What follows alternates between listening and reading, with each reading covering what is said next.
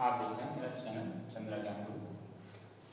मैं 12th के क्रम से ऑर्गेनिक केमिस्ट्री में आपको अभी तक क्लासिफिकेशन करा रहा था। सारे टाइप ब्रॉड वाला कराया, एरोमेटिक, एलिफेटिक हैं, हेलोजन। उसके बाद फिर मैंने एटम्स के अकॉर्डिंग कराया, हेलोजन एटम के अकॉर्डिंग। फिर उसके बाद मैंने हाइब्रिडाइजेशन के अकॉर्डिंग क्लासिफिकेशन कराया, सिंपल क्लासिफिकेशन थे।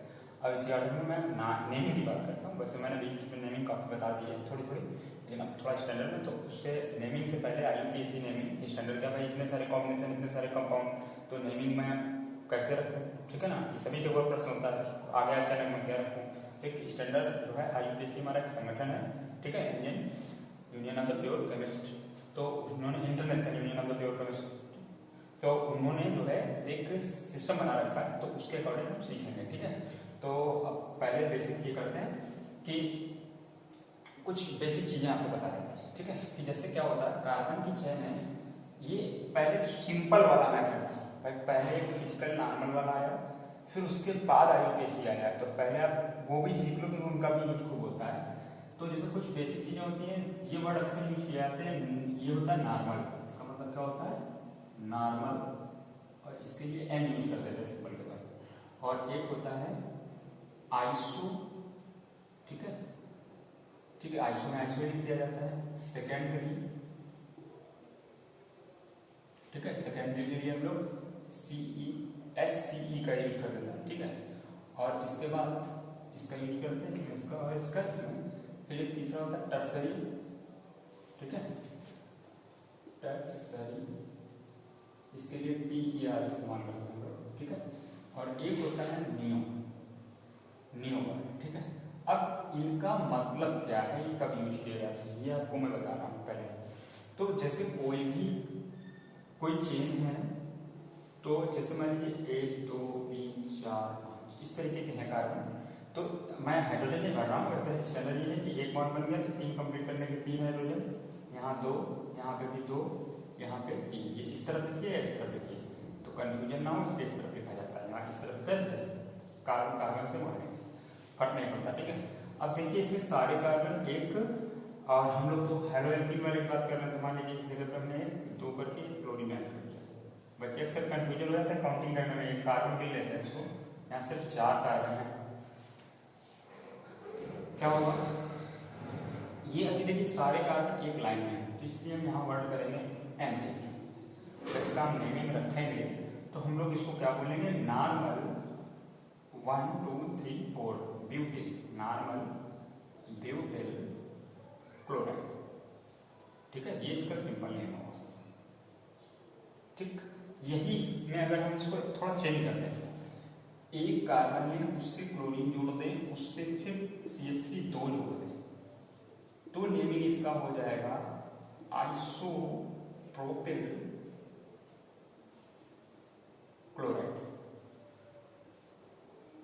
ठीक है, आइसोप्रोपिल क्लोराइड। इसके बाद इसी में अगर थोड़ा और चेंजमेंट कर दें, एक ही कार्बन से 2 CH3 ग्रुप लगाएं, लेकिन अगर ये 2 CH3 ना हो, 2 कार्बन की चेन तो हो, लेकिन 2 CH3 ना हो, अलग अलग हो। जैसे एग्जाम्पल में CH3 सिंगल बॉन्ड, यहाँ CH2 कर दो, यहाँ CH3, ठीक है। इसके बाद फिर CH3, तो अब सेम नहीं है, अलग अलग है। फिर उसके बाद क्लोरीन ब्रोमीन कुछ भी जुड़ा, तो इसमें देखिए 2 कार्बन की चेन फूटी, जिससे हाइड्रोजन एटम जुड़ा इस कार्बन से, तो ये हो जाएगा, इसको सेकेंडरी, ठीक है। सेकेंडरी क्या रहेगा, 4 है कार्बन, तो ब्यूटिल क्लोराइड, ठीक है। एक सिचुएशन ये होगी। इसके बाद टर्सरी की सिचुएशन आती है जब एक ही कार्बन से 3 CH3 ग्रुप अलग अलग अटैच हों, या 3 कार्बन की चेन हो, 3 कार्बन की चेन हो, या तीनों सेम भी हो सकते हैं, ठीक है। तो उस कंडीशन में अगर कोई जुड़ा है, तब हम उसको बोलेंगे टर्सरी। 4 है तो ब्यूटिल ही बोलेंगे, ब्यूटिल क्लोराइड, ठीक है। अब एक चौथी सिचुएशन आती है, अगर जिससे क्लोरीन जुड़ा है उस कार्बन से नहीं, उसके बाद वाले कार्बन से मोर देन या ज्यादा 2 से एल्किल ग्रुप जुड़े हुए हैं, कार्बन की चेन जुड़े हैं, तो उस कंडीशन में हम लोग नियो वर्ड का यूज करते हैं। किस वर्ड का? नियो। तो इसको अगर बोलेंगे तो क्या बोलेंगे? नियो पेंटेल, क्योंकि 5 हो, ठीक है, पेंटेल क्लोराइड। दिख रहा है नीचे? क्लोराइड, ठीक है।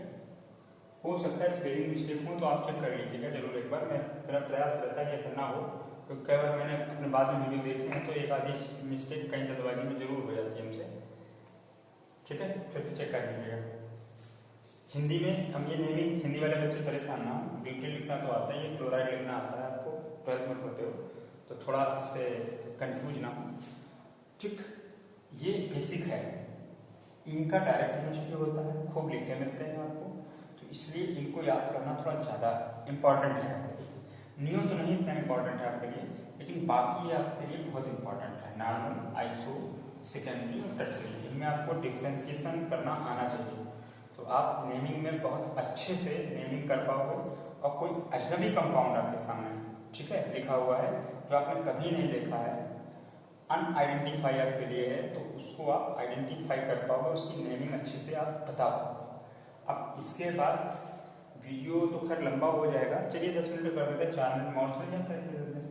अब नेमिंग की बात करें तो अब IUPAC नेमिंग बिल्कुल सिंपल है, कुछ खास नहीं है। इन्हीं में देखो मैं आपको सिखा देता हूँ IUPAC नेमिंग, तो शायद आप सीख जाओगे, क्योंकि चैप्टर बाय चैप्टर है, अलग से कोई क्वेश्चन नहीं आता है। 12th में सिर्फ 1 या 2 मार्क्स का क्वेश्चन आता है कभी कभी, ठीक है, किसी सब्जेक्ट में।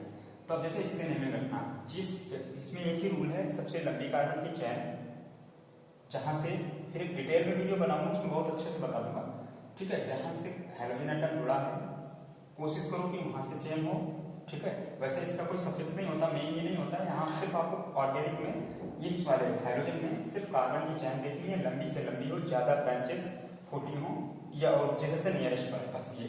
तो 1 2 3 4, तो फर्स्ट नंबर पे फ्लोरो लगा है, तो इसका IUPAC नाम हो जाएगा 1 फ्लोरो, 4 कार्बन है, तो ब्यूटेन। सब में सिंगल बॉन्ड ब्यूट 4 कार्बन के लिए इस्तेमाल किया जाता है, और सभी में सिंगल बॉन्ड है इसलिए एन इस्तेमाल किया जाता है। इस तरीके से आपका नाम ये मेरे सब करते करते काफी कुछ सीख जाओगे। फिर इसके बाद इसमें बात करें तो आप देखिए इसमें बीच में है, तो आप नंबरिंग तो लंबी चैन की होगी ना, 1 2 3, 2 नंबर पे क्लोरो है, तो 2 क्लोरो, 2 क्लोरो और प्रोपेन, प्रोपेन, प्रोप लगता है 3 कार्बन के लिए, और ए सब में सिंगल बॉन्ड है, अगर ये बीच में कहीं डबल हो जाता तो क्या ई हो जाता, ठीक है, IUPAC नेमिंग प्रोपीन। फिर इसकी बात कर लेते हैं, तो इसमें भी नंबर, अब यहाँ से नंबरिंग नहीं करेंगे, नंबरिंग इधर से करेंगे, तो इधर से सेकेंड नंबर पे मिलेगा, इधर से थर्ड नंबर पे मिलेगा। तो हमने कहा लंबी कार्बन की चेन, और उस तरफ से करेंगे जिधर से साइड चेन ब्रांच जो है पास में है, इस ब्रांच का कोई स्पेशल सफिक्स नहीं होता, ये मेन ग्रुप नहीं है, इसलिए यहाँ फर्क नहीं पड़ता है कि क्या जुड़ा है, सिर्फ आपको बेसिक बात आ जाती है। 1 2 3 4, तो इसकी नेमिंग क्या हो जाएगी IUPAC 1 क्लोरो, 2 क्लोरो, 2 क्लोरो, और क्या हो जाएगा उसके बाद ब्यूटेन, ब्यूटेन, ठीक है। एन क्यों लगा, ब्यूट 4 कार्बन के लिए ब्यूट लगता है, और सिंगल सिंगल बॉन्ड है सभी कार्बन कार्बन के बीच में, इसलिए एन है, ठीक। उसके बाद फिर इसमें बात करते हैं अगर, तो अब इसके लिए क्या होगा, अब इसमें नंबर चेन लंबी मिलनी चाहिए, एक सिरे से शुरू करनी है, दूसरे पे खत्म होना है, आप चाहें जिस तरीके से जाइए, 1 2 3 1 2 3 1 2 3 1 2 3, तो इधर से करना स्टार्ट करें या तो इधर, क्योंकि इधर से चेनें ज़्यादा पास पड़ेंगी, सीधा करने तो ज़्यादा अच्छा है। 1 2 3, ठीक। तो 2 नंबर पे क्लोरो, 2 नंबर पे आपका क्या है 2 क्लोरो। अब देखिए 2 नंबर पे क्लोरो भी चेन में जुड़ रहा है, साइड चेन में इसको मेथिल बोलते हैं, तो अल्फाबेट के अकॉर्डिंग क्लोरो पहले आएगा, मेथिल बाद में आएगा, तो अल्फाबेट जितनी एक्स्ट्रा चीजें आ रही हैं उनको पहले लिखेंगे और अल्फाबेट के ऑर्डर में लिखेंगे, नंबर के ऑर्डर में नहीं, अल्फाबेट के ऑर्डर में। 2 क्लोरो, 2 मेथिल, और लगातार 3 मिले तो प्रो ए, सिंगल बॉन्ड, ठीक। ये इसका IUPAC नेमिंग होगा। फिर इसके बाद इसी तरीके से आगे बढ़ते हैं इस वाले में नियो। तो नियो में कार्बन की चेन तो आपको देखनी ही पड़ेगी। तो अब प्रॉब्लम आती है कि अगर इस तरीके से लेते हैं तो तब भी 3, इस तरीके से लेते हैं तब भी 3, इस तरीके से लेने में साइड चेन बन जाएंगे, तो आपके लिए नेमिंग रखना ज़्यादा इजी होगा। तो इसमें इस तरीके से लेंगे 1 2 3। तो अब इसमें अगर रखें तो 1 पे क्लोरो, 2 पे भी मेथिल, 2 पे भी मेथिल। तो इसका जो नेमिंग हम यहाँ पर जगह नहीं है, नीचे आपको दिखाई नहीं देगा, इसलिए मैं बगल में कर दे रहा हूँ, ठीक है। इसकी नेमिंग तो यहाँ पे मैं लिख रहा हूँ, थोड़ा लंबा नाम हो जाएगा इसका, तो ये आपने तो नोट कर लिया होगा, इसको मैं साफ कर दूँ, ठीक है। इसको ही नीचे यहाँ पे लंबा सा नाम लिख लेता हूँ, ठीक है। क्या हो जाएगा 1 क्लोरो, उसके बाद फिर 2 नंबर पे, तो 2 कामा 2 2 बार है ना, 2 पे ये मेथिल एक ये मेथिल, तो डाई मेथिल,